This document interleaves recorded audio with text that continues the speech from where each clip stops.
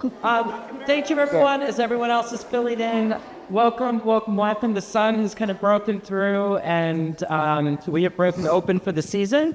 So my name is Devon Zimmerman. I'm the curator of modern and contemporary art at the Ogunquit Museum of American Art, and we're thrilled today to have this wonderful panel in conjunction with Where the Real Lies, a magnificent exhibition that's on view now in the Barn Gallery, and then really collaboration with the Spaghetti Western collection headed by Michael Sherman and Vinny Dotolo. And with their support, we've been able to bring four of the incredible artists who are participating in the exhibition: Bony Ramirez, Mosie Romney, Devin N. and Bambou Gili here today from across the country, as many flights as it would take for all as well. Wow. And it's remarkable to see all these people coming to Ogunquit, a tradition that is now almost 125 years long, and to have brilliant conversations and bring into conversation contemporary arts across the country here in Southern Maine. So a round of applause to them, just to start us off.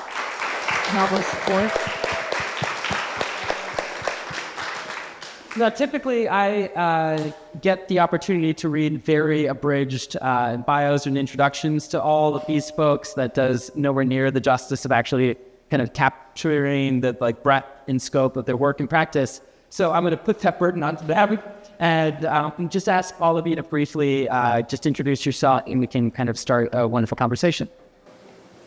All right, well, I'm Bamboo. Nice to be here with you all.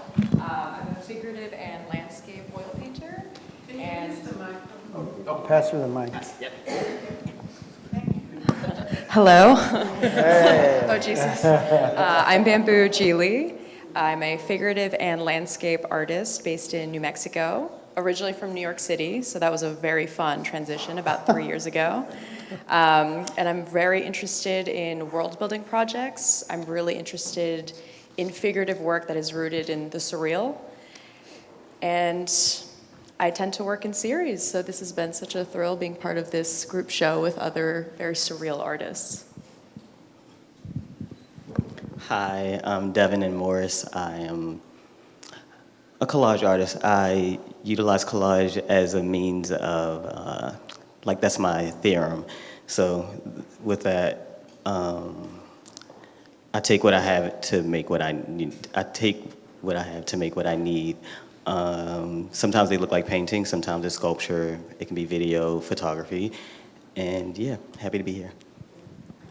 I think I'm mic'd up. Here, I'll also pass it down. I'm Vinny Dotolo. I'm one half of the Spaghetti Western collection with my best friend, Michael Sherman here. And I'm a restaurateur and chef by trade, but art collector, in my off time, and is one of my true passions in life, supporting and being a part of the art community. It's amazing to have these opportunities and be here and be welcomed into a new community and show some of the work that we've been collecting over the years, and can't thank everyone here at the museum enough for providing this opportunity for us, and thank you everybody for being here today. Really appreciate it. Thanks. Michael Sherman, and I am a film producer and art collector and best friends with Babushka. And like Vinny said, this was our entire design of this collection was to be in places like this. So we are thrilled and honored, and thanks everyone for being here today, especially the artists who joined us. Thank you, Devin, Amanda, and the museum. It's been incredible. Thank you. Hi, I'm Mosie. I'm a painter and an herbalist, and I work with the surreal and animism for my practice, and plants feel like a very big part of it right now. My name is Bony Ramirez. I am a mixed media artist for the most part, mainly painting and sculpture. I'm born and raised in the Dominican Republic and based in New Jersey. I like to see my work almost as a celebration and exploration of Caribbean life and culture through different themes, both historical or contemporary topics. Amazing. Thank you all. I thought we could start before we kind of jump into both the exhibition and everyone else's incredible work.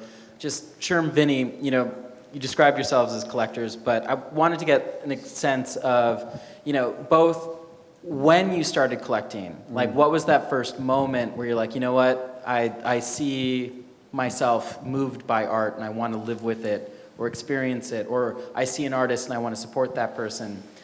What began that process for you, and then how did you two meet and start Spaghetti Western? You want me to go first? Sure. I think I was able to, I didn't grow up around art or fine art in my house, or really exposed to it through school as a young child. And then I went to culinary school in Fort Lauderdale, Miami, and there I was exposed to a whole group of friends that were at the art school. I went to the Art Institute down there, and through that was probably my first entry point of meeting a lot of people who were working in multimedia, painters, graphic design, things like that, and then sort of moving myself to Los Angeles. I started working in people's homes and catering and cooking, and I was exposed to some really incredible world-class collections, and I was sort of just enamored by the whole thing. I thought that,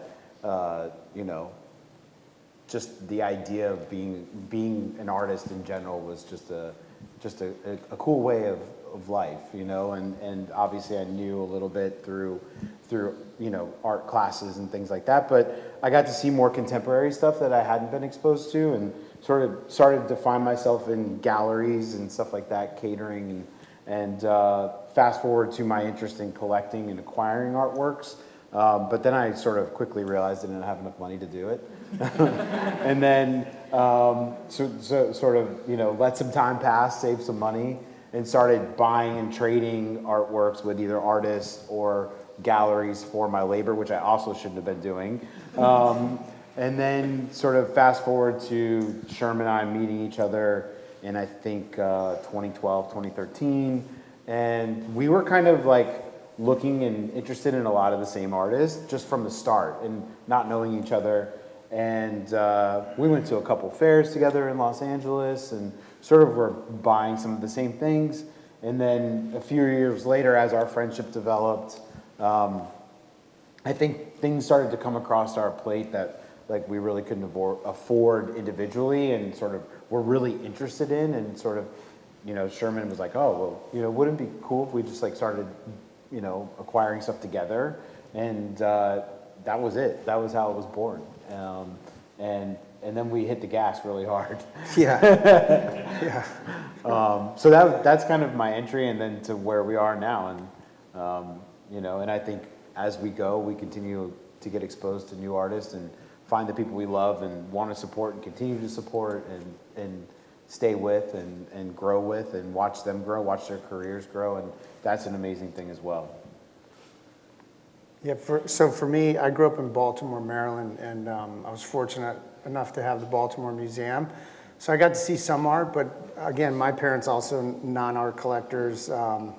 For me, it all started in 2006. I walked into the Banksy show in Los Angeles, and there was a giant elephant painted pink. And I was like, wow, this is amazing. And I ended up buying a couple. And then in 2009, I met the painter Noah Davis. I don't know if you all know who that is, but he's a brilliant painter. And I think he changed the way I looked at art. I left his studio with like a whole new idea of what I wanted to collect. And then when Vinny and I met, it was fun to have somebody who was as enthusiastic, because my wife does not care about art. So like to be able to call Vinny and like be like, I saw this great painter, and then we'd talk about it for hours, and then our wives would be like, art bros, you guys are like art bros. But it was like, I finally like had somebody that like we enjoyed something together so much that then in 2018, I was offered this work, and obviously as an art collector, it all is about money, and it's what you can afford and what you can spend. And we were on the phone, and I was just like, man, yeah, it'd be so fun to like, if you could just buy art together because you could afford it, maybe get like 5 people together as a group and collect. And Vinny was like, I'll do it. And I was like, great. And then I don't think we truly understood what we were doing until we made a list. and it was 114 artists. And we were like, okay, dude, we should just chill for a minute because this is like a lot. So you're seeing 19 paintings from our collection from artists, but we have 114 total in the Spaghetti Western collection. And it goes back to, I think our earliest painting is either Robert Colescott or Ernie Barnes. Is one of our oldest paintings. And for us, it was really about supporting artists, being patrons of the arts, making sure that people get to walk into a museum and see themselves. I think that was like most important thing for our collection. So this is truly like what we had envisioned. So meeting Devin and having coffee and telling him about it and sending him the list and seeing the enthusiasm from his eyes and mouth and ears was just like, I was like, great, just here's everything, tell us what you want. And so here we are, so super grateful.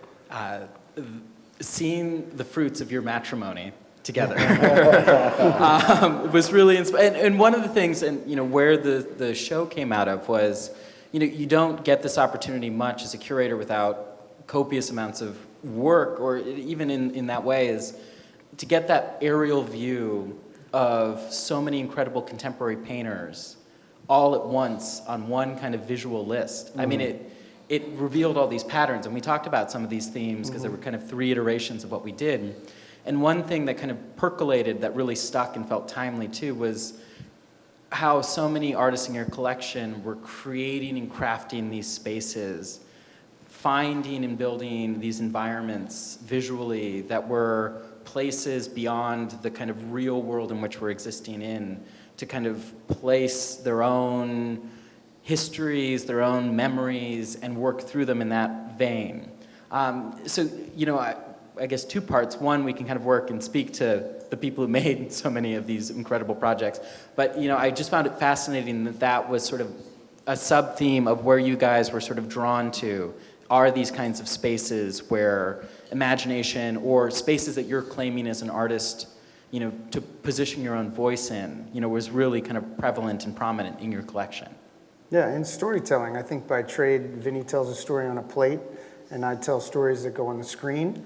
And so I think it was really about connectivity, putting artists across from each other in conversation with each other was super important for us.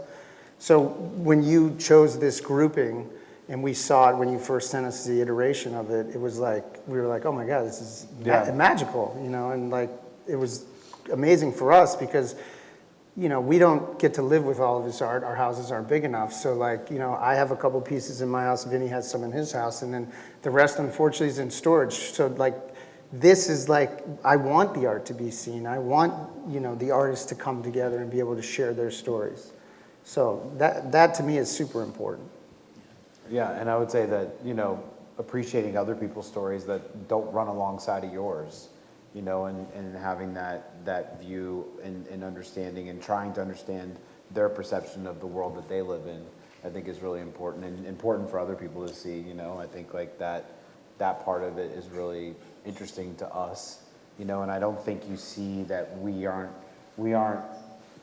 gravitating towards one style of painting or painter or artist, and I think that the diversity in the collection as you go through it, and as you did, and you were able to create a language out of, sort of distilling what you saw in the collection that worked well together in that room, and it's incredible to see those works all speak to each other, like Sherm said, and I think like you had that vision of it through the collection of what you saw, because I think like we're just sort of, whatever's interesting to us and something that we love and we're gravitating towards, we're acquiring, and then I think like to have someone else take it and sort of pull away from it, what you did was really incredible. Well, to that end, I mean, one of the great things is just the range of different kind of artistic approaches in that gallery. And, to jump to that end, we start, Bamboo, with your work, that feels, and you kind of talked about world building, but it feels like you're stepping into a space, and like that's why we wanted to kind of include that, is it physically kind of introduced you to a different space and to reframe that. Could you talk like a little bit about how you sort of think through like world building or creating space in your work? Yeah, absolutely. So it's funny because that painting was really a period of transition where I had just closed off this series that was about the night, trying to capture the atmosphere and light that you see only at night that just really can't be captured in any other way. And I was really interested in learning how to tell a story and how to develop a character. And I really didn't know where or how to approach that subject.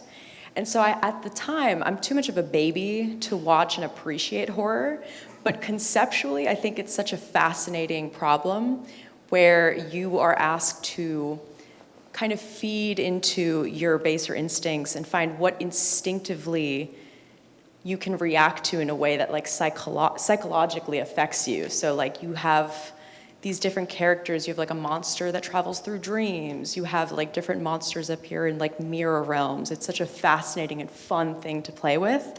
And so I was really interested in bodies of water where like, you know, the watering hole is always something that people commune at.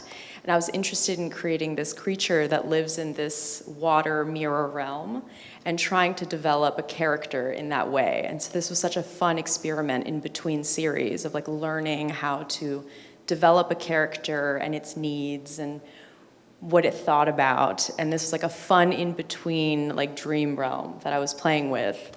And I really wanted the face to be, it was the first time I'd played with a character without a form, just a face, which was enough to have it centered in this like mirror, like on the wall, it looks like a mirror in this body of water. And that was just a very informative painting for me in like developing characters later on that now I can appropriate and use. So that was a very fun painting for me and very educational. Will you like dive into like through the mirror and continue on? Because again, it is this almost portal work. It reflects in. There's all these wonderful nodes that I pick up on in the garden, this kind of sacred space, the clovers that are sort of emerging, and almost this like Narcissus pool. So who's stealing? Exactly. Is it, you know? And that kind of, in my mind, was sort of to tee off, are you looking at yourself? Who's looking back at you into the exhibition space? And then you turn the corner, and you're kind of confronted as you turn with Devin, your work, which is just, you know, these figures that are looking back at you. And it was one of those wonderful things when we kind of uncrated it, that the materiality of it was just remarkable. And I didn't appreciate that working with images and conversation and everything, of the tactility and the like memory that's in that materiality and the spaces that you were constructing with all of that.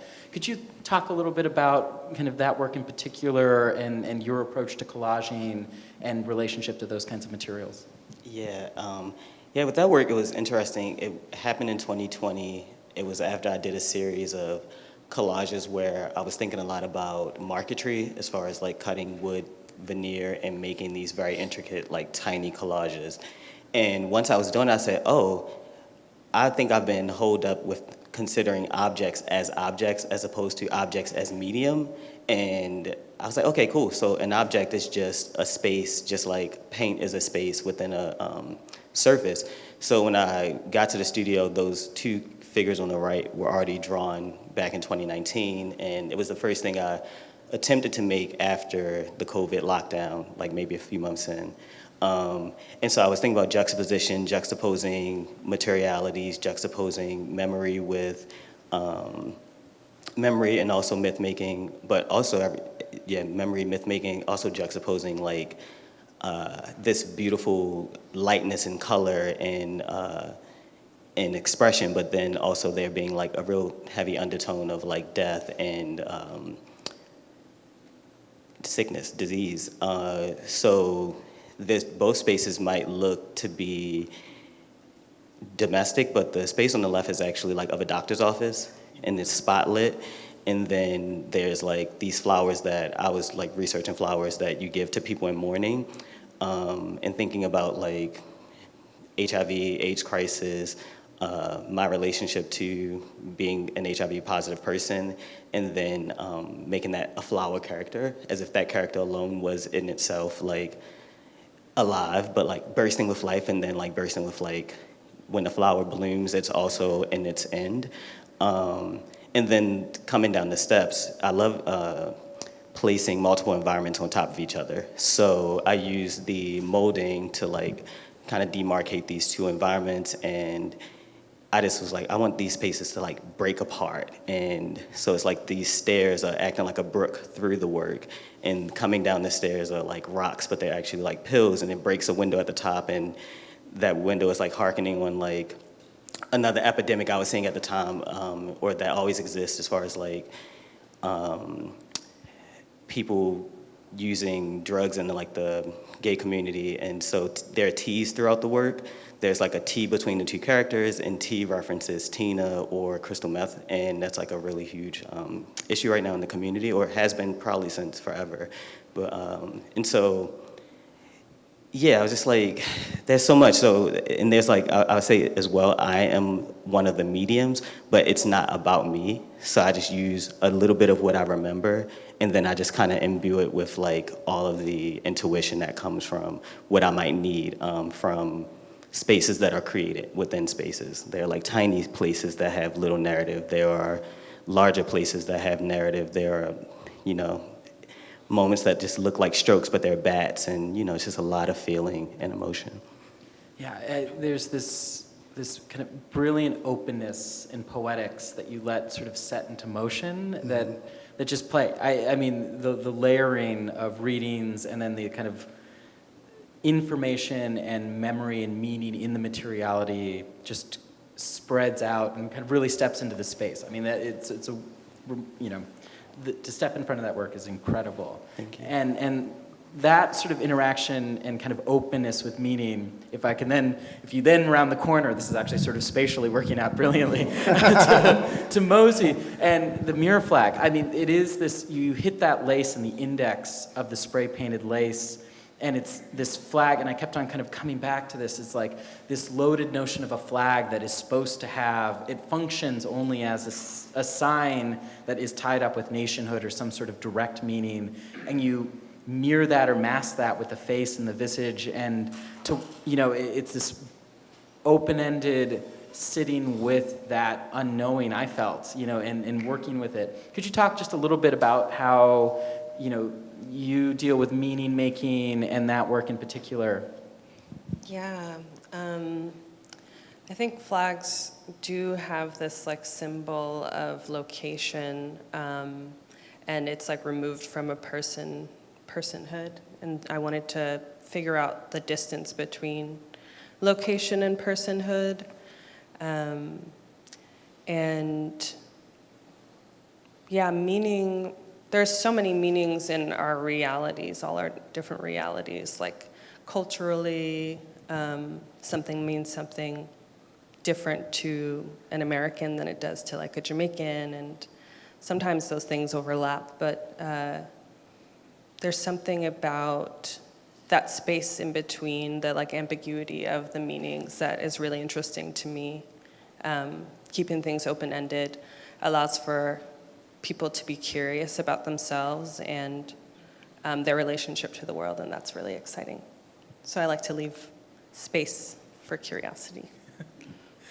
And, you know, and then if you pass on through, just to continue the spatial trope, to Bonnie, your work, you know, there's this, again, construction of a space and a figure that mines, like so many of you, through memories, through distances, through art historical references as well, that I think is really important. I mean, it's a fascinating kind of layering in this construction. And then there's also the other component, which I think is like a subtext to the show as well, is so much of this work that you all have in the show is done during or around or in the immediate wake of the pandemic. And so could you talk a little bit about the figure and the work that's in the gallery and kind of the intersection of all of that? Yeah, so it's earlier work is actually part of my first solo show that I ever did. So it was a really like pivotal period in my career or my life as an artist. This particular work is actually the first work where I had a panel that I can work on. Usually I would make my own panels, but a friend actually had gifted me this panel. So it was kind of like extra special. So like I'm finally painting on an actual quote unquote professionally made panel. And yes, it was like during the beginning of COVID. And I think during that period, I was thinking a lot about space. And I think how about that, in that period of time, we really thought about more about our personal space and what that means. So I think in this painting, you'll see like this, is just this very solid background. For me, it was important for the figure to feel in control of the space, but also it almost telling you, this is my space and there's nothing else that matters now than just me, you know?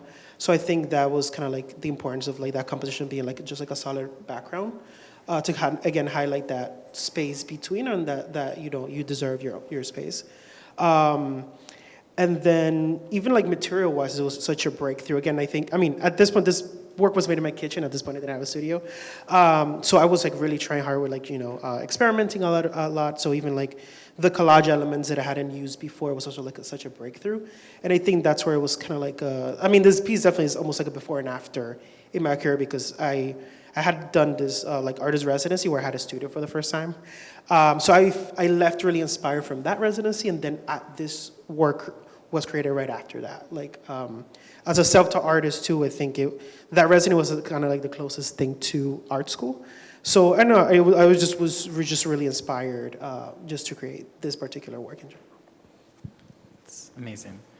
I noticed too this kind of trend, both just Sherm, Vinny, the way that you all collect and interact with artists is you're willing to kind of find work both early in artist careers and, you know, work that isn't as easily consumable, you know, or maybe marketable, and to jump into that. And in part of that is, you know, I think where some of this trend I noticed when going through the collection as well is there is this work that's difficult to sort of sit with. It is more open-ended. You have to kind of really spend time with it and sit with it, and it makes it, you know, you can't just, you know, sell it like hotcakes in the same way. Not that, you know, sales matter, but there's a commitment to something that isn't easy, is maybe the way I'm saying it. Could you talk a little bit about like how you view or think about that, or how you kind of go about when you're encountering something like, you know, work by any one of these artists as you're collecting?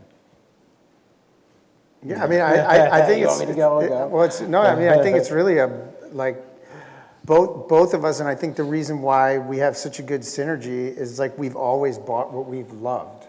You know, I've never once walked in somewhere and someone told me it was great and then I bought it, because I live with art. I live with the artist. And so for me, having a relationship with the artist is as important as having the piece in my home.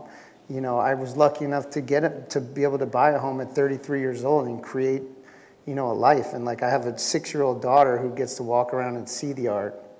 And to me, that's the gift. And so like, I think it all starts with like, you have to, like, I believe in the artist when I buy it, because I think one, I would want to support them. And then the other is like, I want to know who they are as a person. So I want to know their story. I want to get to know them, because then when I have somebody over to my house, I can walk them through my collection and I can talk about them and talk about who they are, where they come from, you know, what their goals are.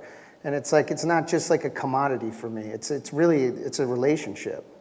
Yeah, I would say the same thing. I think that it's interesting because a lot of times when people do come over to the house, you know, they want to get like a sort of tour of the house. And see some of the stuff in the collection, and I start talking about it, and I start telling the stories and my perception of it, or what I've heard from the artist, or what I've read, because we don't get the opportunity all the time to meet the artists, and I think the gallery world is so guilty of dividing collectors and artists, and they need to grapple with that on some level at some point, because I think like these connections are incredible. You know, I think like having this moment, which you've helped us put together, you know, spending the time with these guys here, it's been absolutely out of this world. But yeah, every time I take somebody around the house, they're like, you tell such a great story about this work, you should sell art. And I'm like, no, that's not the point. It's that I understand it, and that I'm trying to get you to understand it, and try to make you realize like what this is about, and why I have it, and why I've acquired it. And I think, and like Sherm said, together we just sort of have this sort of natural reaction to things. You know, like even today, we all, you know, together we went to this little random gallery down the street here, and we had seen some paintings by a local artist, and we're like, oh, we saw this at that group show down in the other town, and saw one of these guys paint. Yeah, and we were like, these are really cool, and like, it wasn't about the price, it was just like all of us being drawn to the work, you know, just the natural reaction to it, and it's like, that's what it's really about. And like, if you start getting caught up in all the price, and if you're gonna sell it, and this and that, it's like, it's a nightmare. Don't even do it. It's like, but if you really love it, and you wanna live with it, and spend time with it, and try to understand it, and you know, obviously the bonus cherry on top is getting the connection with the artist is like the best of the best, you know? Well, to that like collective response to something, one thing collectively, you know, Yeah. is, you know, and Mosie, we were kind of talking about this a little bit last night, is you know, this movement from, you know, where and what spaces you work in, whether it's kind of an empirical, you know, if you're working in plein air or working from life, and then this kind of bridge into something more, you know, whether it's surreal or just kind of inventive, the imaginative, using and creating these sort of imagined spaces. They could be, you know, cathartically, they could be utopianly, all these different kind of manifestations of how you're working in these sort of invented spaces. Could you guys speak to, you know, that, like what attracts you to constructing these spaces for your work to exist in and to create these stories within, you know, rather than maybe more empirically depicting the exact world around to that extent, or playing with that dynamic a little bit? I'll start.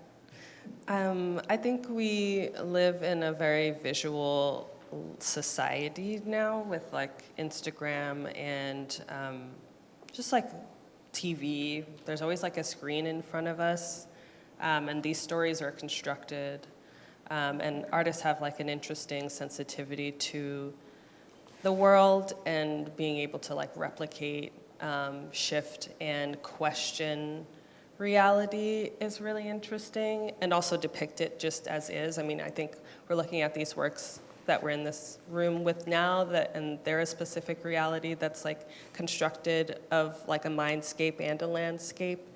And yeah, that having that sensitivity is like so worth sharing, because I think it helps other folks start to question and dissect their own visual language, whether it be like in the way that you dress or what you look at and what you like. Just being curious about that is really important. So, yeah. Bye.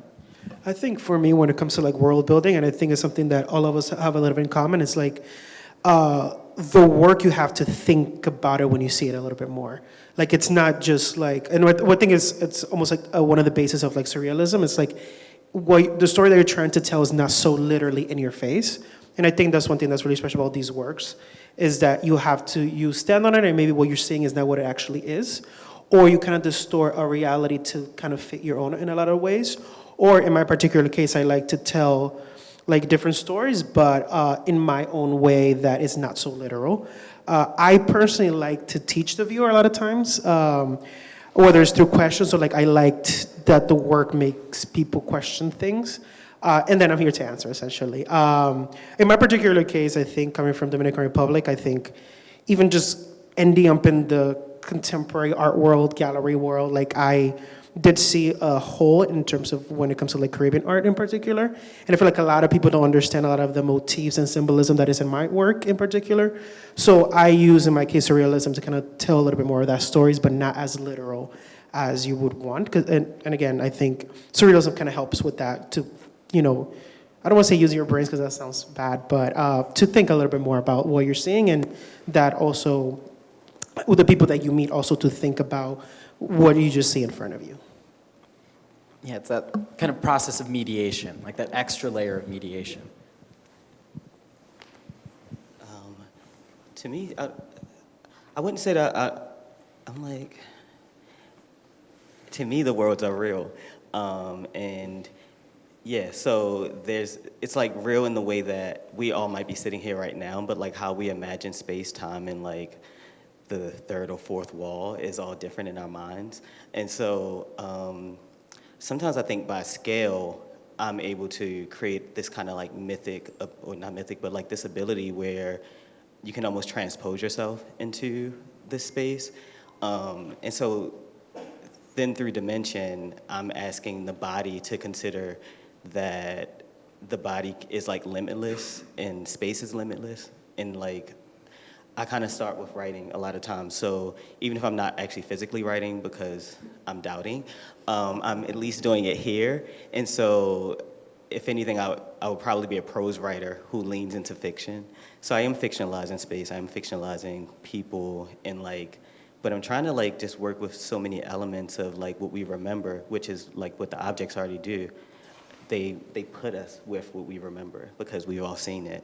And so I feel like I work with a very real American space because I happen to be American, and then two, because I'm using objects that were at least sold in or built within homes in this country. And so I like that it kind of trips you up, like what is real and what is not, but that all space is possible. And so in the sense that it could be surreal is that it's like so possible.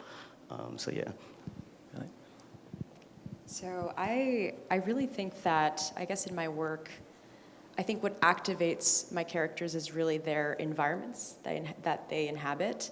And I think giving context to that world is almost indicating that the world extends beyond the singular frame that I've chosen to paint. And I remember when I was little, I was so obsessed with the Museum of Natural History, because you'd walk through and see all these like gorgeous panoramas that would like activate the animal within the frame and really insinuate that like this is a real place, this is a real animal, and this is its domain. And so I remember you walk through the Museum of Natural History and you feel like you've been to all continents and you've seen all these incredible environments, and you feel like you leave the museum feeling like you've really gone all over the world. And that really is what taught me just portal making in general, and the significance of creating context for your character. And that just taught me so much. That's something I still strive for in my work, is to have a character that can really be activated by its environment. And I think this is the world building that I would like to continue and hope to get better at every year. Amazing, amazing. I feel like there's so many more questions that can get into the weeds and I can dive through and ask all of you, but I did want to make sure I had time to kind of open it up to all of you if you had any questions. So feel free, I'm happy to run. Yes?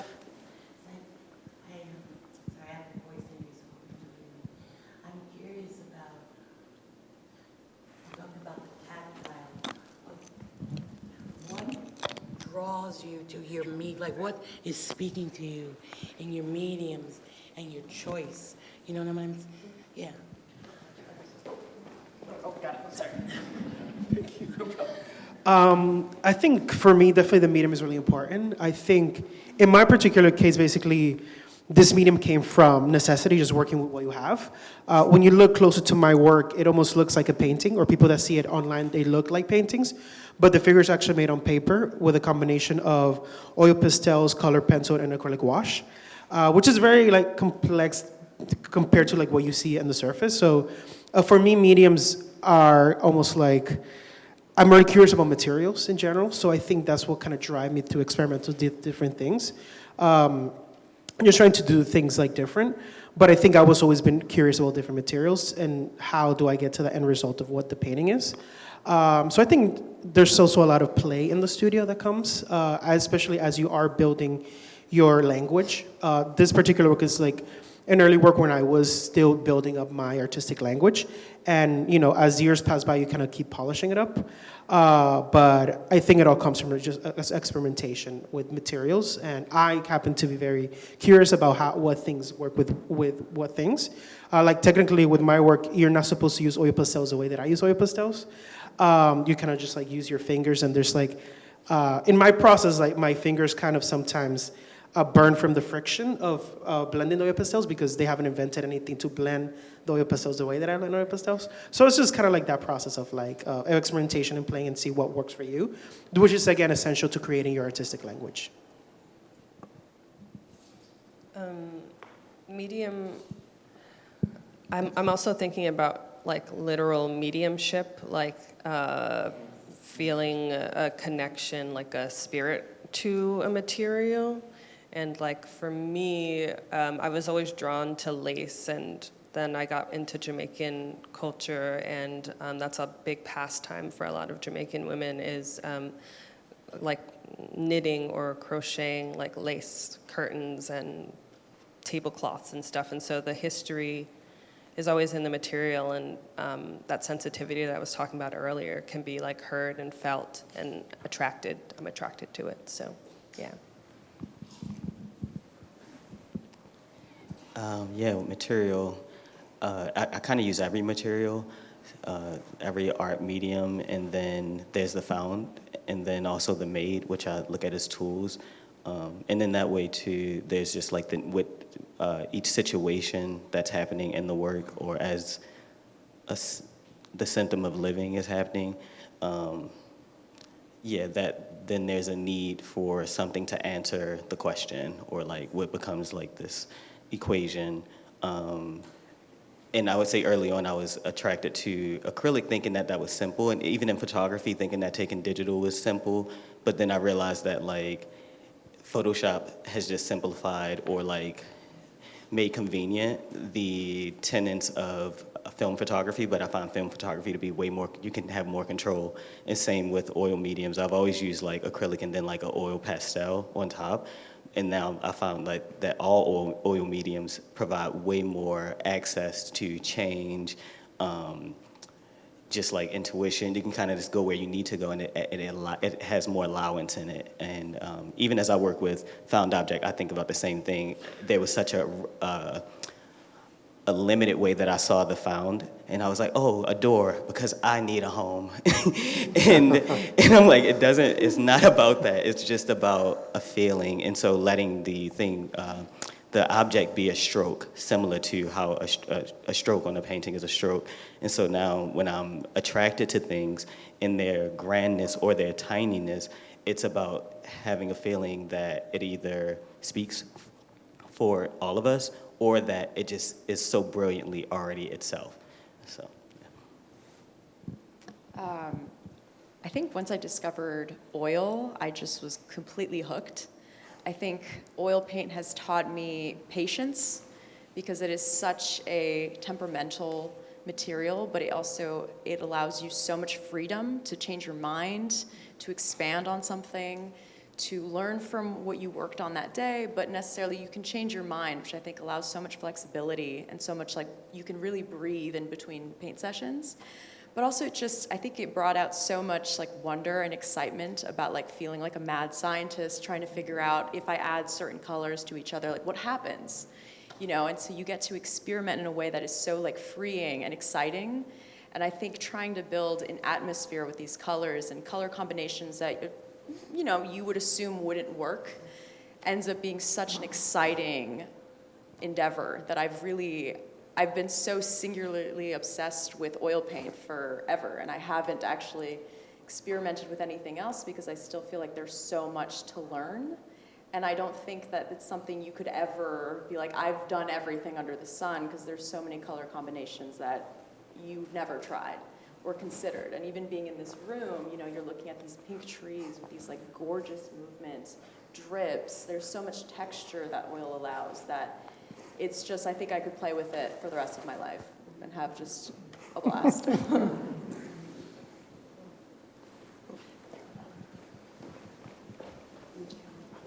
Vinny, I think you were the one who made a comment about seeing your collection in a space like this, and that was one of your goals for the collection. And I was hoping you could unpack that a little bit more.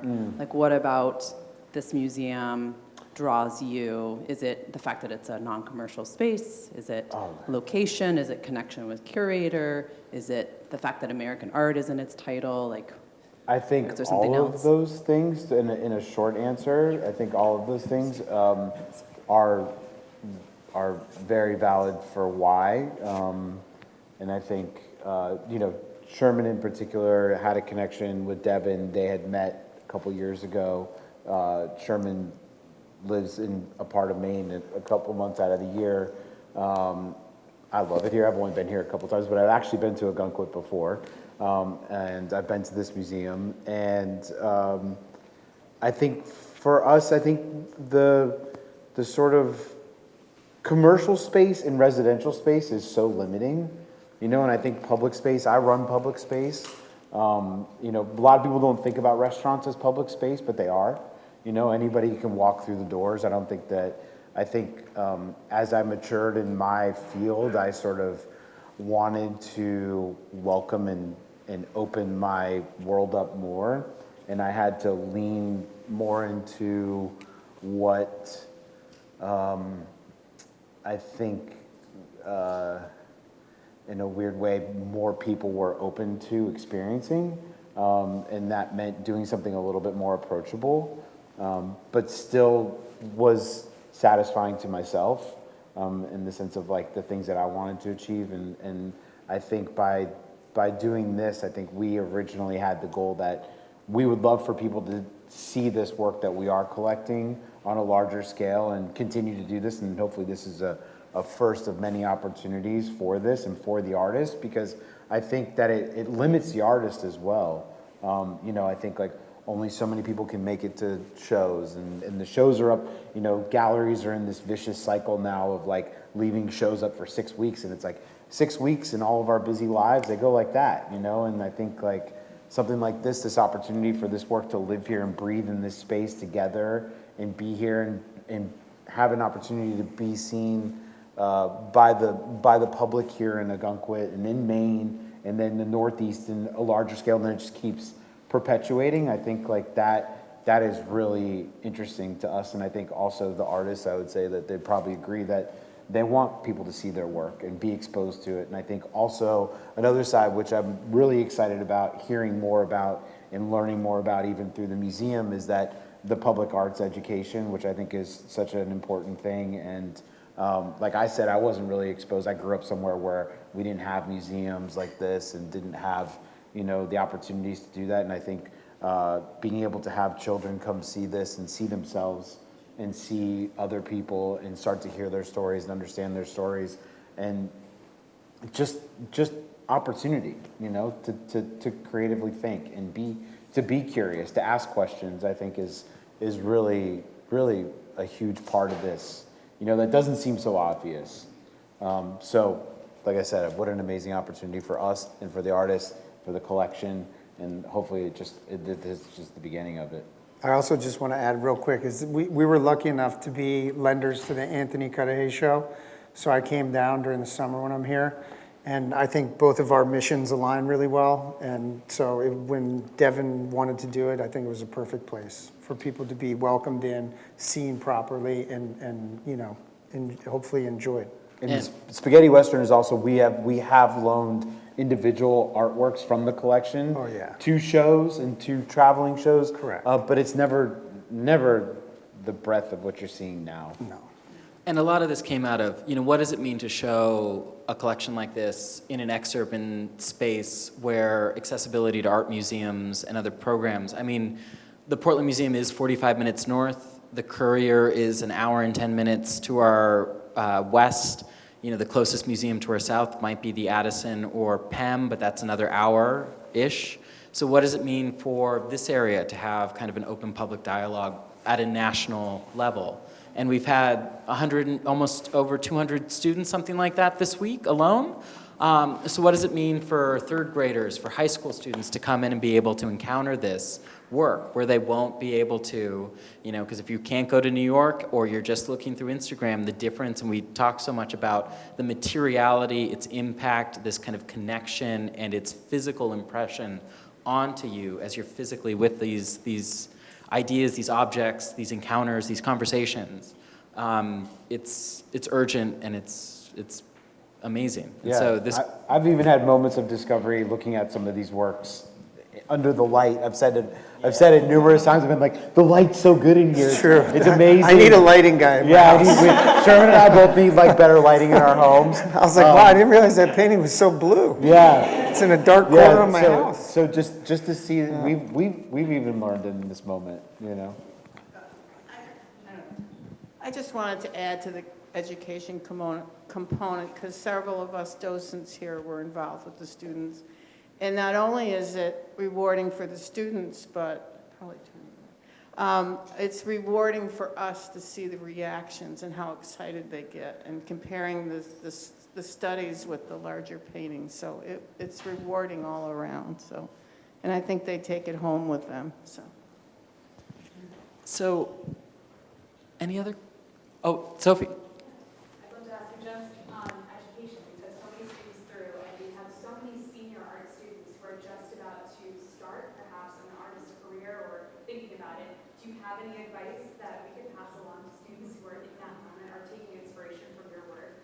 And any advice on just what they should look out for, how they keep that passion for their art could be amazing to hear. I would say just follow any niche obsession or interest you have and like explore it as deeply as you can. I think every work that you make kind of teaches you something for the next one, and I think it becomes really something that keeps rolling on, that like keeps keeping that excitement. The painting or sculpture or photo that you took last will inform your next one.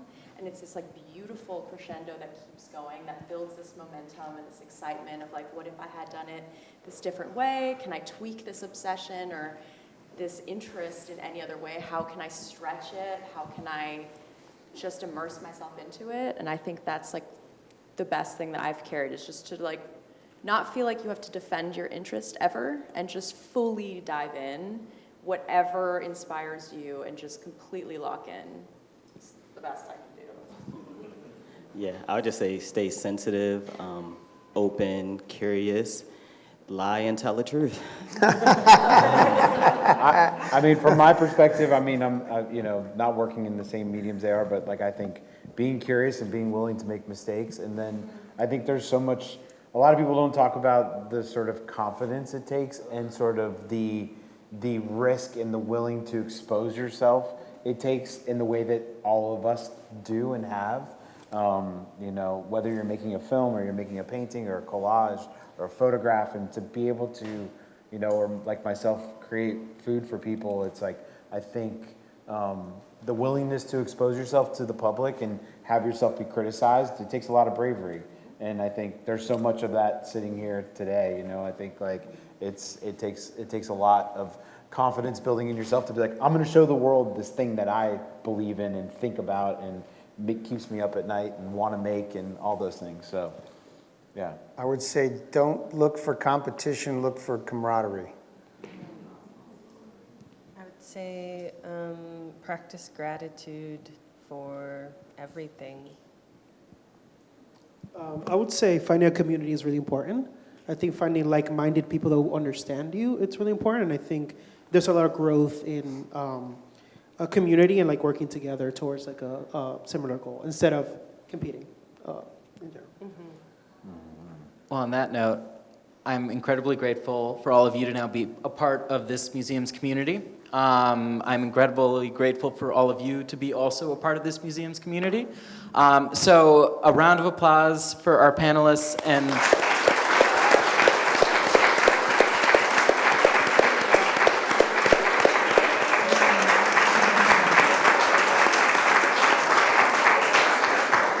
we are having yet another membership opening for our community, so if you want to stay around and have a drink in a little bit, please do. I do have a house order business, though. If we could maybe all walk into the exhibition, chat with the artists, have a conversation, while we scurry some chairs out of this gallery and get set up for the rest of the night. Thank you all. Thank you all so much. Thank you.